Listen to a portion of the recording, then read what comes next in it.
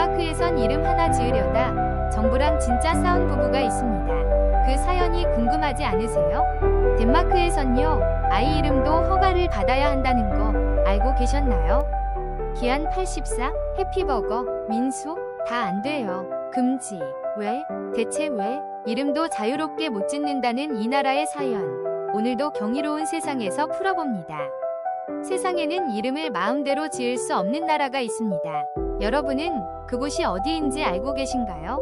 오늘의 여행지는 북유럽의 아름답고도 엄격한 나라, 덴마크입니다.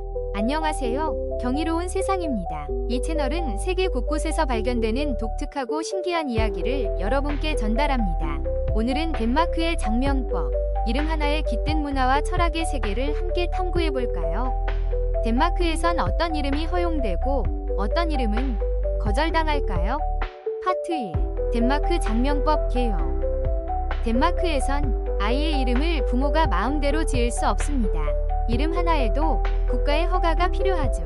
그렇다면 왜 그럴까요? 덴마크는 아이의 이름이 사회적 불이익이나 놀림의 대상이 되지 않도록 철저한 장명 규칙을 운영하고 있습니다.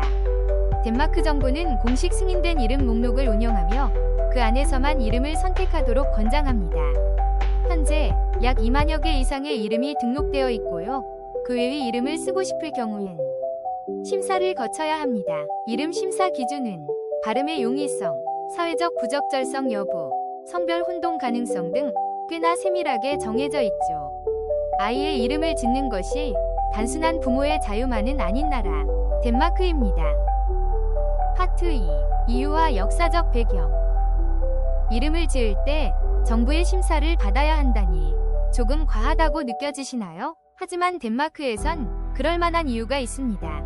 그 이유는 역사 속에 숨어 있죠.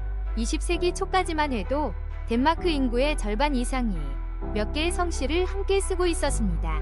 얀센, 한센, 닐센 같은 이름이 넘쳐났고 학교, 병원, 행정기관에서는 도대체 어느 얀센인 거야? 라는 혼란이 끊이지 않았습니다. 결국 정부는 이름까지 체계적으로 관리하기 시작했어요.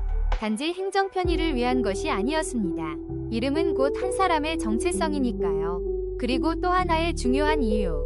덴마크는 아이의 복지를 사회 전체가 책임지는 나라입니다. 이름이 놀림이나 차별의 대상이 되지 않도록 태어나는 그 순간부터 아이를 보호하려는 문화가 뿌리 깊게 이어져 왔죠. 부모의 자유보다 아이의 존엄을 먼저 생각하는 나라. 그것이 덴마크입니다. 파트 3. 이름 승인 절차와 예시. 덴마크엔 정부가 승인한 이름 목록이 존재합니다. 약 2만 개가 넘는 이름이 등록돼 있죠.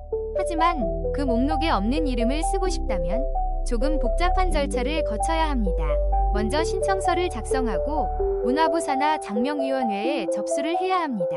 심사는 보통 1에서 3주가 소요되며 결과는 승인 혹은 기각으로 나뉩니다. 거절된 이름들엔 다 사연이 있습니다.